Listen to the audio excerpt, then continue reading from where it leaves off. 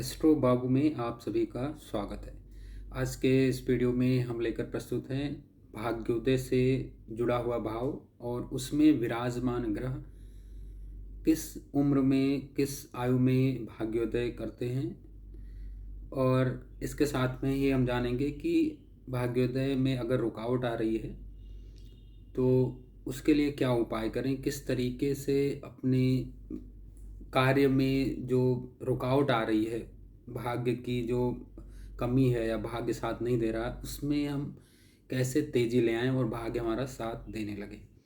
तो चलिए शुरू करते हैं। सबसे पहले जानते हैं कि नवम भाव जो है वो है क्या एग्जैक्टली। नवम भाव को ज़्यादातर लोग जो भी ज्योतिष में रुचि रखते हैं या जिन्होंने भी नवम भाव के बारे में सुना हो थोड़ा बहुत, कोई भी व्यक्ति नवम भाव को सीधा से भाग्य से जोड़ता है, सीधा सीधा उसका संबंध हमारे भाग्य से है। अब भाग्य का यहाँ पे मतलब जो अर्थ है वो समझ लीजिए। सबसे ज़रूरी है आप ये समझें कि भाग्य का यहाँ पे अर्थ क्या है, भाग्य का मतलब क्या होता है, किस तरह से भाग्य बनता है, कैसे हम इसको जो है डिफाइन कर सकते हैं। ज्योतिष के अनुसार अगर भाग्य की बात करें, क्योंकि नवम भाव है जो कि उसको गुरु बृहस्पति रूल करते हैं, नेचुरल उनका हाउस है, कालपुरुष की कुंडली में ये उनकी नवम राशि जो उनकी मूल त्रिकोण राशि है वहाँ पे आती है। तो भाग्य का सीधा सा संबंध आपके कर्मों से है, पूर्व जन्म के कर्मों से, कि आपने किस तरीके के कर्म किए थे उसके आधार पर आपका भाग्य बनता है कि किस तरीके के कर्म हैं। अच्छे हैं तो अच्छा भाग्य है, खराब हैं तो खराब भाग्य है, या लेट से आपका भाग्योदय हो रहा। अब लेट से भाग्योदय होने का भी मतलब है आपने कुछ कार्य जाने अनजाने में ऐसे किए थे जिसकी वजह से आपके कार्यों में रुकावट आ रही है, आप लाख मेहनत लाख कोशिश करने के बाद भी सफलता नहीं प्राप्त कर पा रहे हैं। तो फिर आपको यही लगेगा कि भाग्य साथ नहीं दे रहा है, किस्मत साथ नहीं दे रही है मेरी। मैंने तो बहुत मेहनत की, बहुत कोशिश की, जितने प्रयास थे सारे कर लिए, लेकिन अंतिम क्षण पे या लास्ट मोमेंट पे काम जाके खराब हो जाता है, रुक जाता है। तो ये कहीं ना कहीं इसका रिलेशन हमारे कर्मों से ही है। अगर कर्म आपने अच्छे नहीं किए हैं तो भाग्य अच्छा नहीं बनेगा। भाग्य कोई फ्री में मिली हुई कोई वस्तु नहीं है जो किसी के द्वारा गिफ्ट कर दी गई हो, वो हमारे कर्मों का ही परिणाम है। वो चाहे हमको आशीर्वाद में मिला हो, और आशीर्वाद भी ऐसे नहीं मिलता है, जब आप कोई कर्म करते हैं तभी आशीर्वाद मिलता है। कर्म करने का मतलब आपने किसी को प्रसन्न किया तो प्रसन्न होकर उसने आशीर्वाद दिया, मतलब आपने प्रसन्न करने का कर्म किया। या आपने किसी को दुखी किया, कष्ट पहुंचाया, तो भी आपने कर्म किया। अब बिना कर्म के तो कोई रह नहीं सकता। अब अगर आपने अच्छा कर्म किया है तो आपको अच्छा आशीर्वाद मिल रहा है, अगर खराब कर्म किए हैं तो कहीं ना कहीं से आपको श्राप या अभिशाप मिल रहा है। तो वो कहीं ना कहीं उसका कनेक्शन हमारे जन्म जन्मांतर तक बना रहता है। जब तक उसका फल हम भोग नहीं लेते तब तक वो हमारा पीछा नहीं छोड़ता है। तो इसको आप भाग्य कह लीजिए, ये है भाग्य। अगर आपने जैसे कर्म किए हैं उसके ही अनुसार हमको फल मिलते हैं। वो हमने कितने भी कड़ी मेहनत की हुई हो, अगर उसका कनेक्शन कहीं ना कहीं हमारे पूर्व जन्म से है, उसका अगर लेखा जोखा कुछ भी बचा है तो 100% मान के चलिए उसका फल आपको भोगना ही है, चाहे वो जैसा ही है, चाहे वो अच्छा हो चाहे बुरा हो। अच्छा है तो भी आपको उसका परिणाम भुगतना पड़ेगा, उससे बच नहीं सकते हैं, आपको उसके शुभ परिणाम मिलेंगे ही मिलेंगे। अगर खराब है, अशुभ है, तो भी मिलने वाला है। तो इससे आपको घबराना नहीं है, जितना कुछ आपके भाग्य में है, जैसा आपने कर्म किए हैं वो सब आपको मिलेगा ही मिलेगा। अब फिलहाल ये तो बात हो गई एक इंट्रोडक्शन की कि किस तरीके से नवम भाव को समझें। अब नवम भाव का जो कारक है, क्योंकि गुरु है, अगर गुरु अच्छी स्थिति में कहीं पे भी हुआ आपकी कुंडली में, वो आपका लग्न, आपकी राशि कोई भी हो, कैसी भी हो, तो भी आपको अच्छा रिजल्ट मिलेगा। हो सकता है कि गुरु आपकी कुंडली में बहुत कारक ना हो सकता है तुला लग्न की कुंडली हो या वृषभ लग्न की कुंडली हो, जहाँ पे गुरु कारक नहीं होता है। तो भी शुभ परिणाम मिलेंगे गुरु की स्थिति अच्छी है तो, क्योंकि वो नेचुरली उस भाव को रूल करता है, वो उस भाव का कारक है और कारक से ही सुख देखते हैं। तो इसलिए गुरु का वहाँ पे अच्छा होना, गुरु की स्थिति मजबूत होनी, ये आपके अच्छे भाग्य की ओर इशारा करती है। हालांकि वहाँ पे जो नवम भाव है उसमें बैठे हुए ग्रह भी आपके भाग्य को प्रभावित करते हैं। तो यहाँ पे हम ग्रहों को, एक एक ग्रह को लेके देखेंगे कि किस ईयर में ये भाग्योदय कर सकते हैं। जैसे अगर हम नवम भाव में सूर्य को, जो सबसे पहला ग्रह है, जो कि राजा है, जिसको ग्रहों का राजा कहते हैं, तो अगर ये वहाँ पे विराजमान हो जाए तो ये थोड़ा आपको प्राउडी बनाएगा, पिता से संबंध अच्छे रखेगा और इसके साथ में ही आपको अपने पिता पर, अपने धर्म पर घमंड भी होगा। और अब ये भाग्योदय जो कराएगा वो आपका भाग्योदय होगा 22वें वर्ष, क्योंकि सूर्य जो है वो एक्टिव हो जाता है 22वें वर्ष। तो ऐसे ही बाकी के ग्रहों का जो एक्टिवेशन ईयर है उसके अकॉर्डिंग जो है आपका भाग्योदय होगा। उस समय भाग्योदय होने की प्रबल संभावना बनेगी। निर्भर करता है कि बाकी की प्लैनेटरी कॉम्बिनेशन कैसी है, उसके साथ और कौन से ग्रह आ गए हैं, या महादशा कौन सी चल रही है, अंतर्दशा कौन सी चल रही है, नक्षत्र इत्यादि, ये भी बहुत मायने रखते हैं आपका भाग्योदय ईयर डिसाइड करने में। अगर यहाँ पे चंद्रमा विराजमान हो, चंद्रमा का यहाँ पे होना बड़ा ही शुभ है, माता से बड़ा ही सहयोग मिलेगा और माता के माध्यम से भाग्योदय होने की प्रबल संभावना रहती है। और ये भाग्योदय जो है वो 24वें वर्ष हो जाता है। आपका भाग्योदय 24वें वर्ष होगा, उसमें माता का बड़ा सहयोग मिलेगा आपको और माता तुल्य स्त्रियों से आपको आशीर्वाद भी मिलता रहेगा। और चंद्रमा अगर कहीं से भी अफ्लिक्टेड नहीं है, अफ्लिक्टेड का मतलब कहीं से भी अशुभ प्रभाव में ना हो, ना तो वो युति में अशुभ प्रभाव में हो और ना ही कहीं से वो पाप कर्तरी योग में हो। पाप कर्तरी योग में होने का मतलब दोनों तरफ अशुभ ग्रह नहीं हो, या शुभ ग्रह अगर नहीं हो तो अशुभ ग्रह भी ना हो। तो ये चंद्रमा की स्थिति मजबूत वहाँ पे दिखाता है, क्योंकि चंद्रमा अपने मित्र के घर में होगा। नेचुरली वो जो हाउस है, जो भाव है, वो गुरु का है और गुरु चंद्र की मित्रता बहुत ही गहरी है। यदि यहाँ पे मंगल विराजमान हो, नवम भाव में मंगल का होना 28वें वर्ष भाग्योदय सुनिश्चित करता है। मंगल अगर अच्छी स्थिति में है तो भाग्योदय और ज़्यादा प्रबल हो जाता है, क्योंकि मंगल यहाँ पे अपने ही मित्र के घर में होगा, जो कि गुरु महाराज का घर है। और भाग्योदय का कारक आपके भाई बंधु, आपका स्वयं का पराक्रम बनेगा। अपने पराक्रम से, अपने भाई बंधुओं के सहयोग से आपका भाग्योदय होगा। अब भाग्योदय का मतलब ये नहीं है कि आप बिना मेहनत किए हुए सब कुछ हासिल कर लेंगे। भाग्योदय का मतलब ये है कि आप जिस भी कार्य में मेहनत करेंगे उसमें आपको सफलता मिल जाएगी, आसानी से मिल जाएगी और आप आगे बढ़ते चले जाएंगे, उन्नति आपकी होती चली जाएगी। भूमि इत्यादि का सुख मिलेगा आपको, क्योंकि मंगल भूमि है। और भाइयों से भी सहयोग मिलेगा, क्योंकि मंगल आपका भाई भी है और पराक्रम भी मंगल ही है। अब अगर यहाँ पे बुध आ जाए, बुध क्योंकि यहाँ पे बृहस्पति की राशि में है, बृहस्पति से उसकी बहुत अच्छी नहीं बनती है, तो बृहस्पति के घर में यहाँ पे होना थोड़ा यहाँ पे डिले करेगा भाग्योदय में। तो ये 32वें वर्ष जो है आपका भाग्योदय कर सकता है। अगर बुध की स्थिति यहाँ पे अच्छी है तो ये 32वें वर्ष ये भाग्योदय का कारण बनेगा। अगर आपके बहनों की स्थिति बहुत अच्छी है, बुआ की स्थिति बहुत अच्छी है और उनसे आपकी बहुत अच्छी बनती है, उनसे बड़ा सहयोग मिलता है, तो निश्चित ही आपका भाग्योदय 32वें वर्ष प्रबल रूप से होगा, बहुत अच्छा होगा। अगर नहीं बनती है या उनकी स्थिति खराब है तो यहाँ पे समझ लीजिए भाग्योदय बहुत प्रबल नहीं होने वाला है। भाग्योदय तो होगा लेकिन उतना नहीं जितना जिस लेवल का होना चाहिए था उस लेवल का नहीं होगा। इसलिए अपनी बहनों से, अपनी बुआ से या जो भी स्त्रियां हैं, छोटी बच्चियां हैं, उनसे आपको आशीर्वाद लेते रहना चाहिए और उनका सम्मान करते रहना चाहिए, गिफ्ट इत्यादि देते रहना चाहिए। तो इससे बुध आपका अच्छा होगा और बुध अच्छा होगा तो बुध जब प्रसन्न होगा तो आपका भाग्योदय भी अच्छा होगा और आपको भी प्रसन्नता मिलेगी। अब अगर यहाँ पे स्वयं गुरु महाराज ही विराजमान हो, जो उनका अपना भाव है, अपना ही घर है, अपनी राशि है, तो ये भाग्योदय बहुत ही जल्दी कर देते हैं। बुध ने 32 में किया तो इन्होंने उसका जस्ट आधा कर दिया, मतलब 16 साल की उम्र में, 16 वर्ष की आयु में ही भाग्योदय हो जाएगा गुरु की स्थिति की वजह से यहाँ पे। और आपको गुरु के माध्यम से, अपने पिता के माध्यम से ये भाग्योदय होगा, और उनका आशीर्वाद अगर आप लेते रहेंगे, उनकी सेवा करते रहेंगे, तो यहाँ पे सबसे बड़ी जो बात है वो है आशीर्वाद।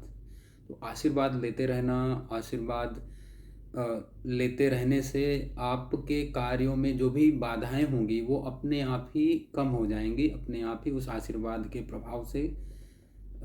यूँ कह लीजिए आपको बहुत ज़्यादा प्रयास नहीं करना पड़ेगा, तो कम प्रयास से ही आपको अधिक सफलता मिल जाएगी और कम उम्र से ही आपको आशीर्वाद मिलता रहेगा।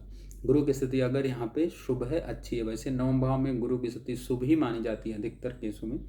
अधिकतर देखा गया है गुरु की स्थिति नवम भाव में है तो बहुत अच्छा हो जाता है, क्योंकि गुरु की जो दृष्टि है वो एक दृष्टि तो है नहीं, उनकी 3 दृष्टियाँ हैं, और दृष्टियों में उनके अमृत होता है। और यूँ कह लीजिए कि गंगा जल पड़ गया कहीं पे, पवित्रता आ गई, तो वो लग्न को और पंचम भाव को देख लेंगे और साथ में ही आपके पराक्रम में भी वृद्धि कर देंगे।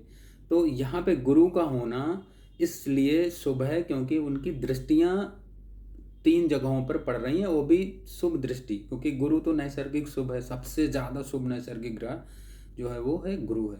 तो गुरु की स्थिति की वजह से यहाँ पे ये बहुत ही कम उम्र में आपका भाग्योदय करा देंगे। तो गुरु का आशीर्वाद लेना यहाँ पे बहुत उत्तम रहता है, बहुत ही शुभ रिजल्ट आपको ये देते हैं। अब बढ़ जाते हैं, दूसरे जो गुरु महाराज हैं वो शुक्र हैं। शुक्र दैत्यों के गुरु हैं, हालांकि हैं तो गुरु हुई, वो भी ब्राह्मण ही हैं, और उनके पास भी बहुत ज़्यादा नॉलेज है, बहुत प्रकांड विद्वान है वो। तो यहाँ पे गुरु शुक्राचार्य का होना भी भाग्योदय में वृद्धि करता है, लेकिन ये भाग्योदय जो है वो होता है 25वें वर्ष।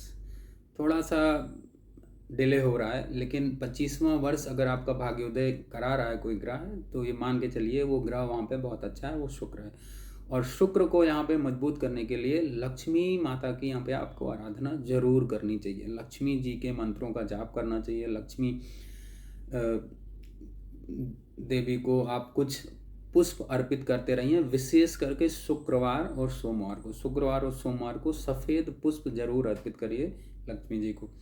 तो इससे शुक्र आपका अच्छा हो जाएगा। और अगर आपकी शादी हो चुकी है तो अपनी पत्नी को, अपनी वाइफ को कुछ गिफ्ट इत्यादि जरूर देते रहें समय समय पर, और उससे वाद विवाद ना करें, कम करें, या उसकी बात ही मानें, या उसको प्रसन्न रखने का कुल मिलाकर प्रयास करें, तो आपके भाग्य में जो है 4 चांद लग जाएंगे। तो यहाँ पे शुक्र की स्थिति थोड़ी सी गड़बड़ होने से भाग्य खराब हो सकता है। तो भाग्य अगर अच्छा रखना है तो आपको ये विशेष ध्यान रखना है कि स्त्रियों से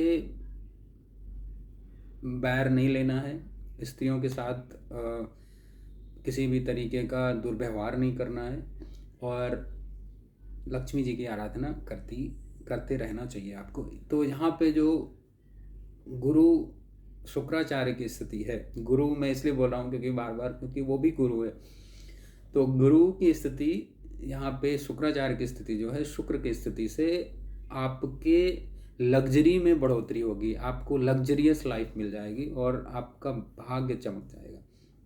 अब बढ़ जाते हैं जो सबसे डरावने शनि महाराज हैं, जिनसे लोग काफ़ी डरे रहते हैं। अब लोगों ने ऐसी भ्रांतियां फैला रखी हैं कि शनि के नाम से हर कोई डरा रहता है। तो यहाँ पे अगर शनि महाराज की स्थिति है तो थोड़ा सा आपको पेशेंस रखना होगा।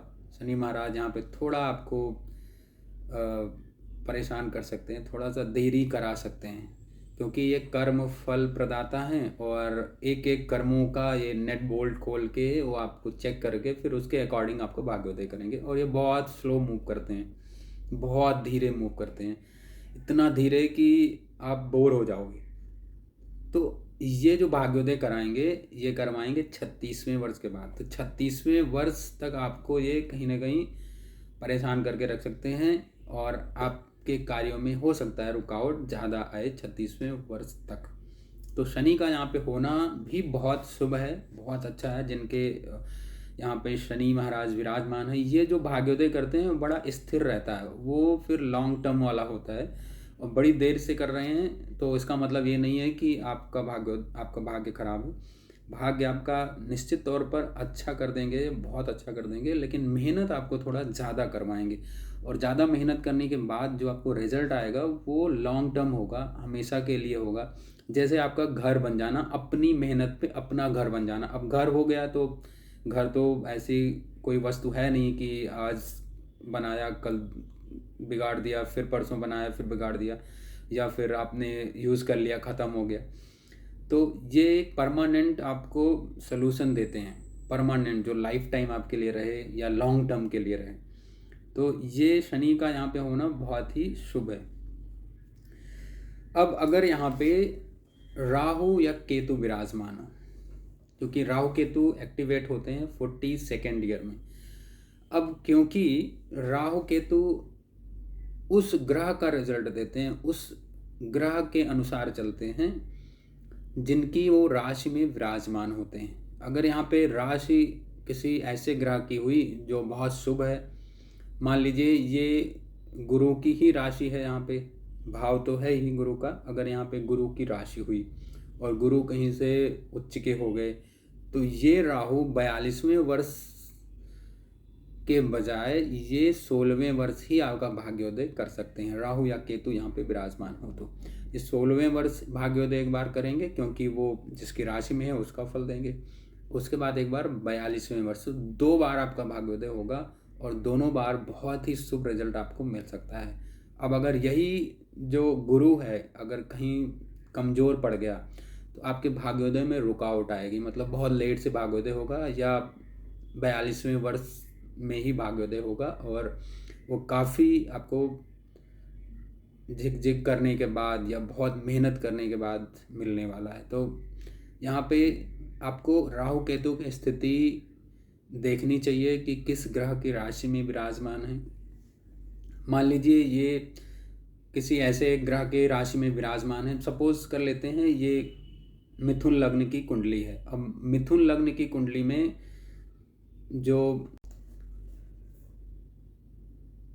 मिथुन लग्न की कुंडली में मान लेते हैं कि वहाँ पे 9वें भाव में राहु विराजमान है। अब मिथुन लग्न के लिए जो नवमेश है वो हो गया शनि, जो कि 36वें वर्ष भाग्योदय करते हैं, और वहाँ पे आगे राहु। अब राहु शनि का योग, जो कि शनि 36वें वर्ष कराते हैं, ये 42वें वर्ष। अब इसमें शनि की स्थिति पे निर्भर करता है। शनि की स्थिति बहुत अच्छी हुई, वो भी 9वें भाव में ही विराजमान है या फिर 10वीं में है या कहीं अच्छी जगह पे है, अच्छी जगह का मतलब केंद्र स्थानों में कहीं पे विराजमान है, या किसी शुभ ग्रह के प्रभाव में है जैसे गुरु हो गया या शुक्र हो गया, तो भी भाग्योदय आपका शीघ्र हो सकता है। तो कुल मिलाकर यहाँ पे राहु या केतु कोई भी अगर प्लैनेट है तो उसकी स्थिति 42वें वर्ष ना मानकर, उसकी कैलकुलेशन 42वें वर्ष ना मानकर उस ग्रह की कैलकुलेशन देखें जिसकी वो राशि में है, तो वो भी भाग्योदय का कारक होगा और साथ में 42वें वर्ष भी भाग्योदय ये करा देंगे। अब अगर भाग्योदय में कोई रुकावट आ रही है, मान लीजिए वहाँ पे कोई भी ग्रह विराजमान नहीं है, अगर कोई भी ग्रह विराजमान नहीं है तो क्या करें, किस वर्ष, तो क्या भाग्योदय ही नहीं होगा?